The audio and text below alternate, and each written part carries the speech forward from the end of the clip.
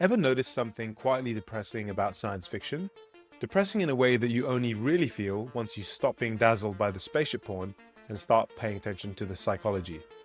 Because no matter what the setting is, whether it's the Expanse's gritty, near-future geopolitics, or the mythic scale of Star Wars, or even the utopian optimism of Star Trek, the same strange pattern persists.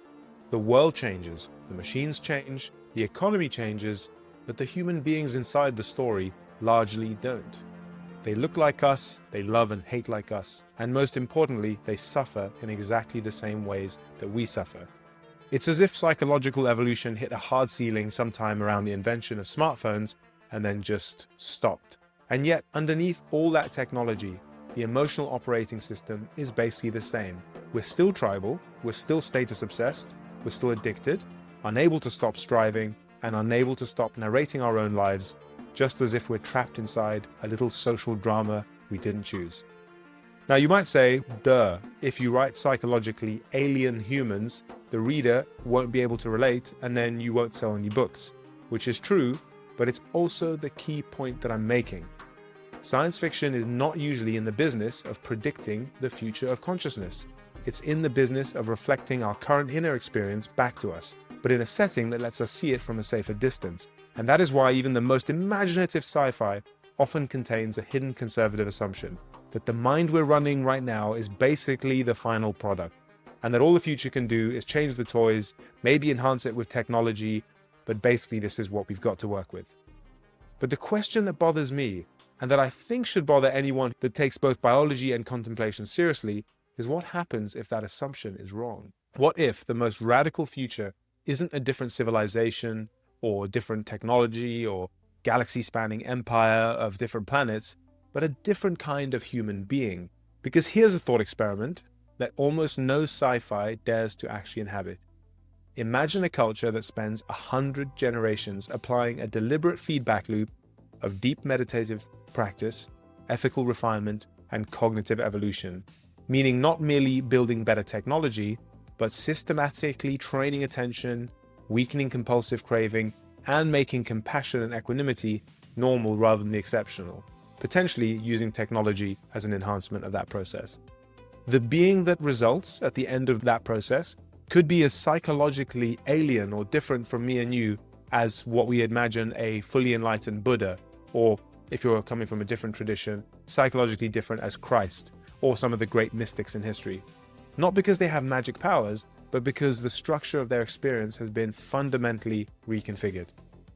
Would such a being as that still feel this compulsive drive to always be doing something, always optimizing, always chasing, even in conditions where every material need is met, where entertainment is infinite and instant?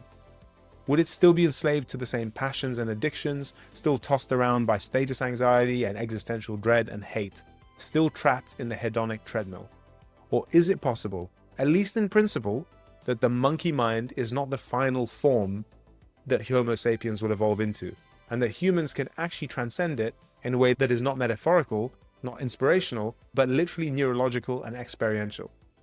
That is the question that launches this three-part series that I'm calling the Darwinian Dharma.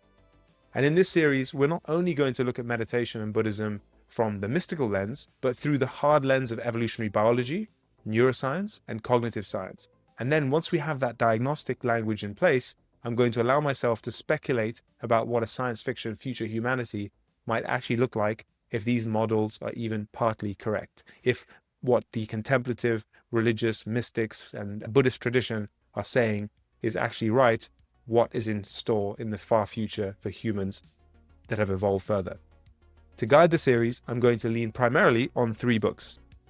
The first book is The Evolving Mind by Robin Cooper. It's this book. The second book is by Robert Wright, and it's called Why Buddhism is True. And the third one is called Being You by Anil Seth. And if you've not read these 3 books, this will also sort of work as a bit of a TLDR for you. So if you've been meaning to read these, consider this series your synthesis.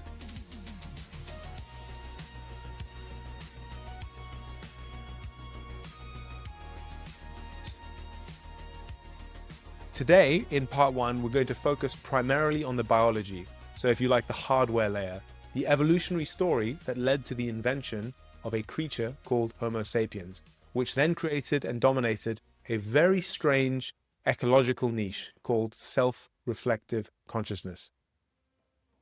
So let's begin with something blunt, because it sets the tone for the rest of the whole argument I'm going to be making here. Humanity won. In evolutionary terms, we absolutely dominated the competition. The Neanderthals are gone, the Denisovans are gone, and whatever other hominid experiments the planet ran are gone. And we are the last one standing, which means we didn't just adapt to an environment, we adapted into a mind that allows us to adapt to almost any environment. And that's what I mean by an ecological niche here. It's easy to think of niche means a habitat like a rainforest niche or a desert niche, but humans occupy a cognitive niche, which is why we can thrive in the Arctic, under the sea, or eventually maybe even on the moon of our planet if we decide to. While most animals are hard limited by their environment, we aren't. A polar bear is a genius inside its niche and doomed outside it. A shark is a master inside its niche, but helpless on land. But humans can externalize adaptation through technology because we inhabit a niche that involves modeling causality, storing information across generations outside of genes, and coordinating at scale through those symbols. That brings us to the catch, and this catch is the engine of this whole Darwinian Dharma series. Evolution did not design us to be happy. It did not design us to see clearly. It did not design us to rest in peace. And this is why we tend to want to look for something beyond our present state of mind. Evolution designs for survival and reproduction, and happiness is only ever relevant insofar as it motivates behavior that helps genes persist. So now we have this bizarre modern condition. We have godlike technology running on a Paleolithic hardware. We have brains that can model the past, fear the future, and build increasingly accurate prediction engines of the world. And we can imagine ourselves as an agent within that world in a way that other animals can't really seem to do with the same depth. But we're running all of that capacity on hardware built for the African savanna for very different kind of beings. Hardware optimized for scarcity, predation, social hierarchy, and tribal conflict. And the gap between those two things, the sophistication of our cognitive software, if you like, and the primitive nature of our motivational hardware, is where a huge amount of unnecessary suffering comes in our lives. But the deeper question is whether it has to stay that way, or whether this is simply the first unstable form of self-reflective consciousness and the next form is still possible. To answer that, we need to look at what built us. So this is where Robert Wright makes his core move in Why Buddhism is True. He asks you to stop thinking of evolution as a poetic process of progress and start thinking of it as an engineering process. He calls natural selection a blind programmer.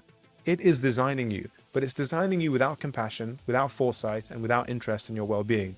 And it's doing it through a crude iterative loop. Variations arise, selection pressures kill most of them, and whatever works persists. That program has one goal: survival and propagation. If you like, although you shouldn't anthropomorphize it, evolution writ large has one goal, which is survival and propagation. It does not care about your happiness, it does not care about your truth, it does not care about your meaning. If you survive long enough to pass on your genes, then the system counts that as a success, even if you did it while totally miserable, totally anxious, and addicted. Wright even leans on the metaphor that people instantly understand because it became a cultural archetype, the architect character in The Matrix. The reason that story just lands so hard, I think, is that Neo's vague sense that something is off in his world, in the very structure of his reality, that something is deeply wrong there, maps perfectly onto the dawning recognition that your own mind is not fully yours, and that a large percentage of what you call you is actually inherited machinery running older scripts. So now, how does the blind programmer keep you playing this game, if you were to recognize this? This is where the hedonic treadmill enters. Let's say every time you ate a massive meal, you had sex with someone you like, or won status, got a promotion or something, and then felt permanently satisfied, you would stop striving. You would stop taking risks, and you would stop doing the behaviors that helped your genes propagate. In short, you'd just sit under a tree completely blissed out if all you had was positivity from that last thing that you really wanted. And then you would just die. And from the standpoint of natural selection, that would be a design failure. So, evolution has built a system where pleasure is fleeting, satisfaction decays, and craving regenerates, which is precisely what Buddhist traditions diagnosed as a central philosophy in Buddhism called dukkha, often translated as unsatisfactoriness. And what is fascinating here is that Buddhism didn't diagnose this as a personal moral failing, as some other religions do, or as you're doing life wrong. It diagnosed it as a structural feature of ordinary monkey mind conscious life, and then built a technology of attention designed to see it clearly and eventually to unwind it or transcend above it. From an evolutionary perspective, dukkha, or unsatisfactoriness, isn't a bug. It's literally how things work. It's a feature. And that one sentence reframes an enormous amount of human psychology and psychotherapy. It means that you are not broken because you can't rest. You were engineered not to rest because restless organisms historically outcompeted organisms that became content too easily. But it gets a bit trickier because the blind programmer doesn't just use pleasure and pain as its method, it also uses illusion. Wright emphasizes that feelings are data, but they're often bad data because the emotional systems were shaped in environments radically different from modern environments, and they fire off the same physiological cascades for threats that would have mattered on the savannah and threats that are purely symbolic today. Let's say you get a vague email from your boss. You still feel the same cortisol spike you would have felt when you heard something moving in the grass. And even though your rational mind can tell you the threat is ambiguous and probably small, your body still behaves as if it's immediate. So your mind is not merely an information processor, it is also a persuasive narrator, and it persuades you to take its outputs seriously, even when those outputs are outdated or miscalibrated. This is where Wright leans on the modular mind idea, pulling in thinkers like Michael Gazzaniga and Robert Kurzban. They suggest that what you call the self is less like a CEO that's ordering everything about, and more like a parliament of specialized modules, a status-seeking module, mate acquisition module, resource acquisition. Each one is back there triaging what they want to happen, fighting for a space at the microphone, each one generating their own feelings and impulses, and then consciousness comes along afterwards and tells a story about what I did and why I did it. It's a kind of consensus at the end of that whole debate process is what you ended up doing. You don't even necessarily hear or see the discussion going on in the background.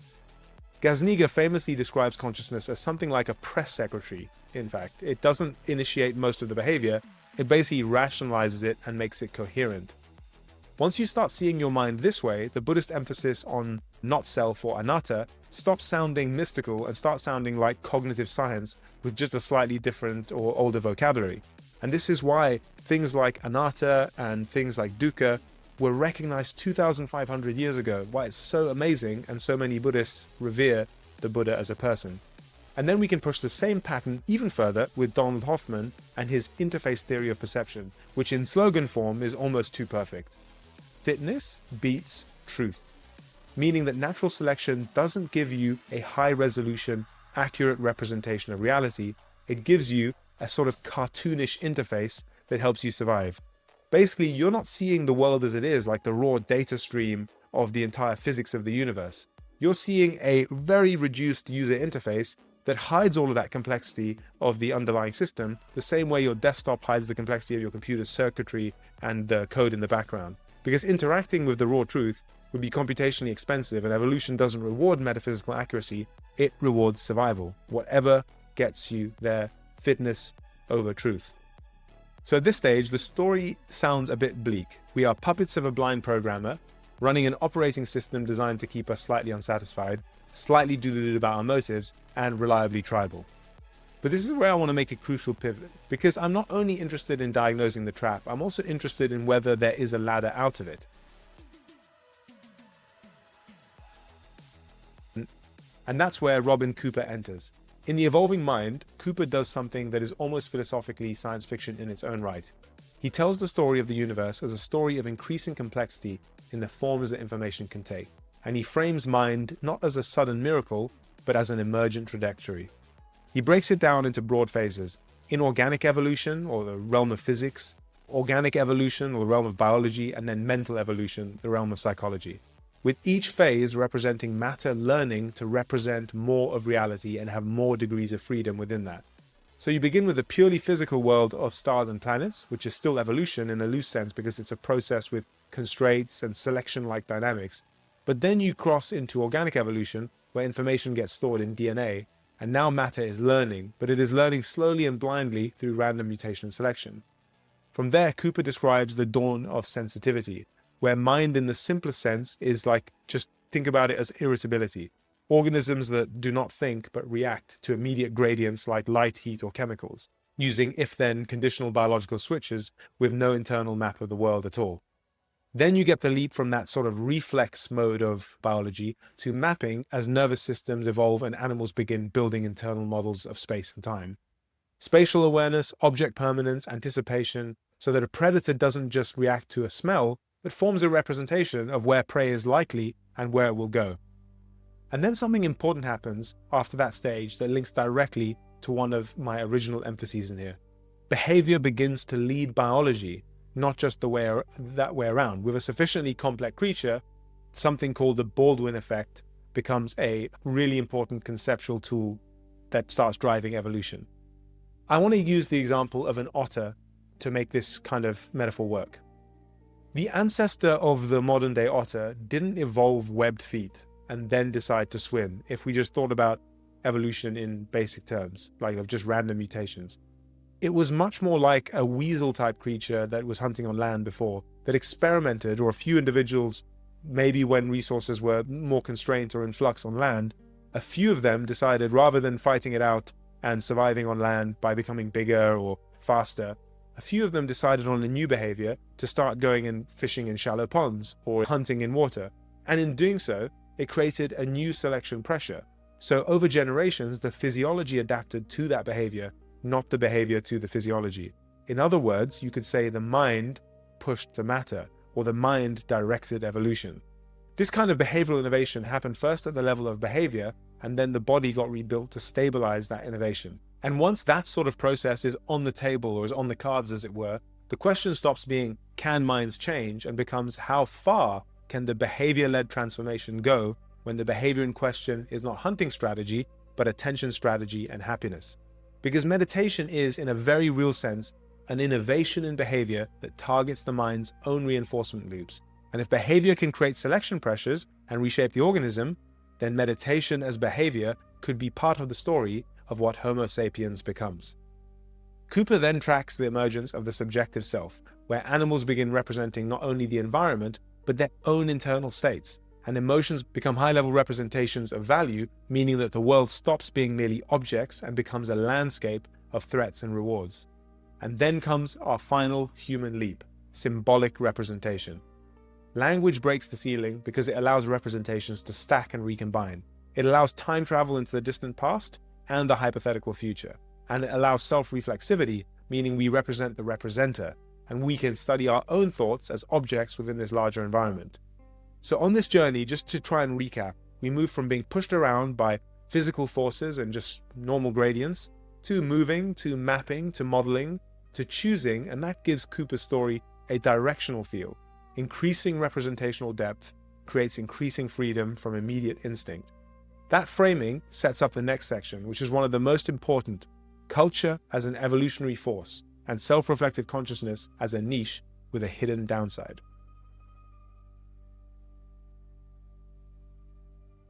Cooper describes humans as entering essentially a kind of stage 3 of this animal or biological evolution.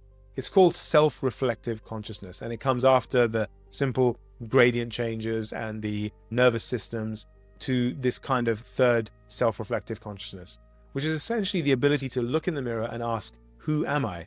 And recognize oneself as an agent in a world of objects and other agents.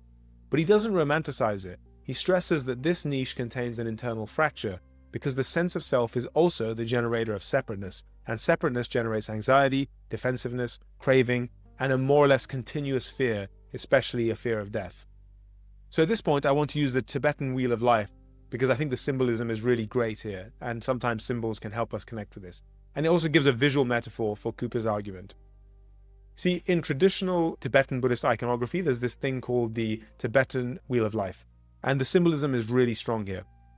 In the animal realm, the Buddha offers the animals a book, which clearly symbolizes culture, meaning that culture is what elevates animal minds into human-level representational capacity. And I think that's fascinating that 1,000 years ago, people had that insight that culture is what takes animals up to a human level, these symbols. And in humans, culture becomes a massive force of its own. Information is stored outside of brains in stories, rituals, tools, norms, and eventually writing. which means selection pressures can shift rapidly because survival strategies can be transmitted orally, mimetically, rather than genetically. So processes of evolution can happen very fast. So you get this exponential acceleration from inorganic evolution to organic evolution to mental evolution to cultural evolution. And once culture is in play, the timescale of change compresses dramatically. And that's why once something has gotten onto this cultural evolution faster than anything else, it tends to dominate and kill off anything else that's close to it, aka the other hominids that we wiped out.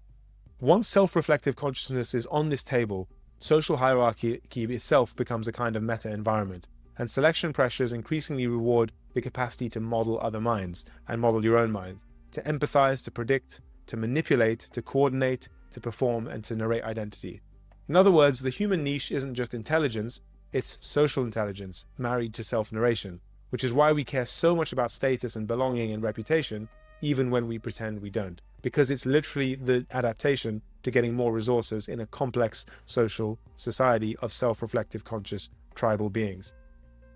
And the result is that we get anatomically modern humans with recognizable symbolic culture, art, ritual, and meaning making emerging from tens of thousands of years ago to today. And in evolutionary time, that is a blink of an eye. So here we are, the last hominid standing, masters of causality, capable of reshaping environments, and yet paradoxically often miserable, often fearful, and often sabotaging our own flourishing. Because the same causal awareness that gives us power also gives us existential anguish. It's the apple from the tree of knowledge that is the worst thing, that tastes like dread. So let's go back to the Tibetan wheel of life. We know that the Buddha gave animals a book to help them transcend their condition. What does he give the humans in the human realm? The Buddha doesn't offer a book, as in he doesn't offer them more culture. He offers a staff and a begging bowl, which symbolize renunciation, meaning that in the minds of that tradition and also the Christian tradition and other traditions that emphasize the same sort of thing, a step upward isn't more culture or more knowledge or more self-optimization, but a reduction in egoic clinging or the downsides of self-reflective consciousness. And that implies something radical. The next stage of evolution, if there is one, might not be primarily technological or cultural, but attentional and ethical. Cooper points to this period called the axial age as a pivot from unconscious collectivism to individual self-reflection. The axial age is when a lot of sages are known to have emerged from 800 BC to about 200 BC is when people like Buddha, Socrates were all operating at that time, and obviously Christ at BC. And we don't need to accept every detail of the axial age claim. Some people dispute the boundaries of the axial age or whether it even makes sense to ring fence it. But it's hard to deny that something new emerges in human history around that period. Universal ethics, compassion beyond the tribe, and systematic technologies of inner transformation. And that matters because it suggests that human nature is not a static set of impulses, but a shifting set of constraints that can be trained, redirected, and sometimes transcended by innovative individuals. We are still the missing links in this process, with a sort of halfway house between whatever was before, or the proto-humans, and whatever humans are turning into. We have the capacity for self-reflection, but we mostly use it to serve the old animal modules. And this is where I'm trying to introduce this interesting diagnostic, which is how could you tell if somebody is more evolved or is evolving? I know it's a bit weird to say that, but Cooper tries to ask, and he uses unpredictability as a marker of higher evolution. The reactive mind is patterned. Press a button and you get the same output. Whether animals you could say are completely patterned, humans are halfway in between. So people who are, in Cooper's view, not pushing the species or themselves through higher evolution would seem as patterned as animals, maybe with our new abstract concepts, but still patterned nonetheless. But the mind that can reinvent itself, that can generate creative responses to stimulus rather than compulsive ones, is beginning to swim in a different layer of freedom. It's the kind of weasel that's starting to swim and hunt in the water. To use an example, let's say I came to you and I could predict exactly what you'll say every time about a political leader or a political party or a political movement, and you just cannot seem to inhabit a different point of view even for a moment, then you might be stuck in an abstracted pattern. I'm not just making a social commentary here, by the way. I'm pointing towards a cognitive criterion. Is the mind capable of stepping outside of its own conditioned scripts? And now I think we arrive at this rebellion. Mindfulness is the practice of taking the wheel and stepping outside of all of the scripts.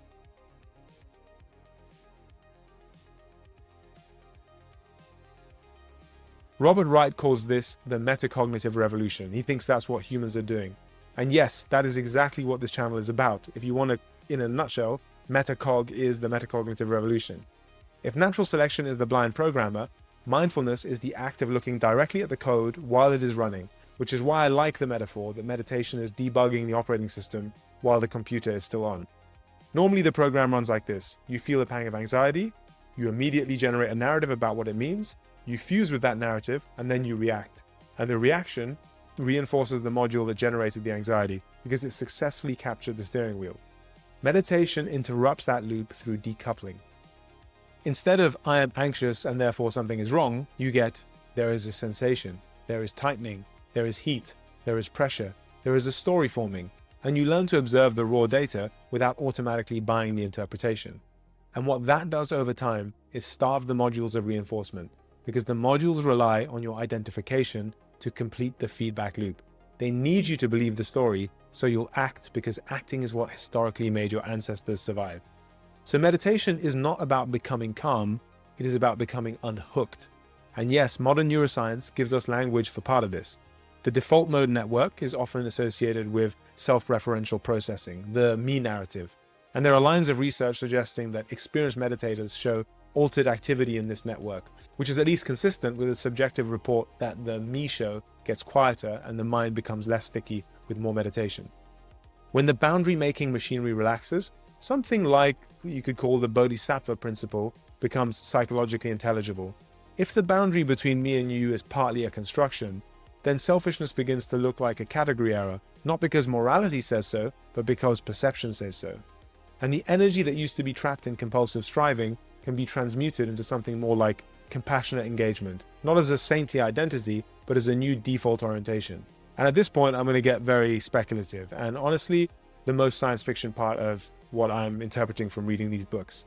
It's the idea that we are now talking about species transformation, that selecting for mindfulness as a widespread behavior could change what humans are in the same broad way that hunting in water changed weasel creatures into otters.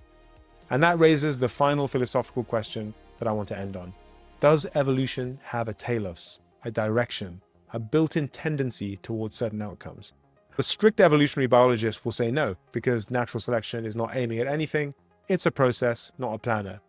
But I'm not claiming a magical cosmic plan, I'm asking something more subtle, whether the long arc of increasing representational complexity, from stimulus, response, to nervous systems, to symbolic minds, to mimetic culture, suggests that evolution can evolve its own mechanisms, and whether consciousness might be part of that story in a way we still don't understand, and potentially at an early part of that story.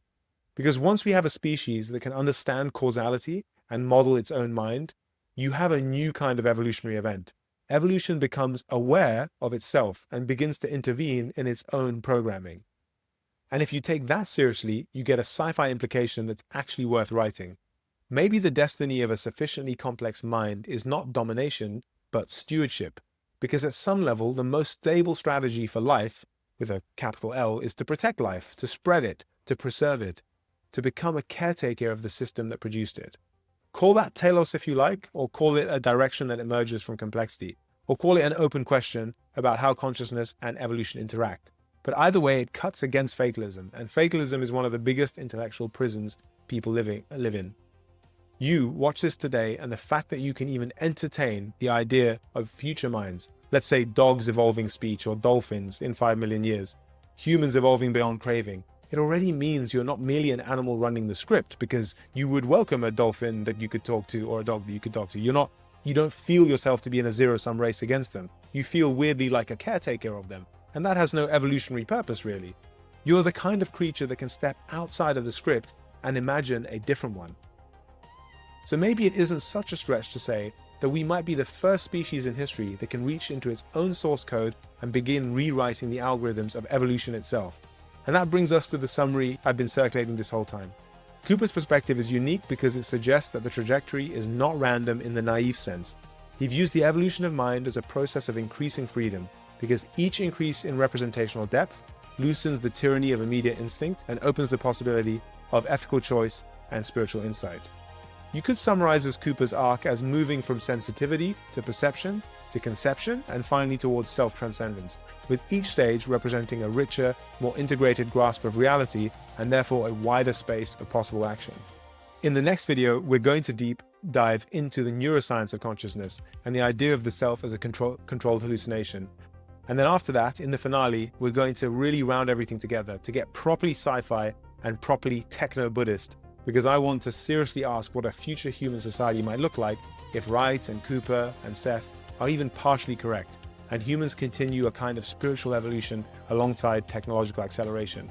Not utopia, not perfection, not an enlightened empire, but a civilization that is no longer governed primarily by blind programming. Because if science fiction has a blind spot, I think it is this. The biggest transformation available to humans may not be out there among the stars, but in here in the structure of experience itself.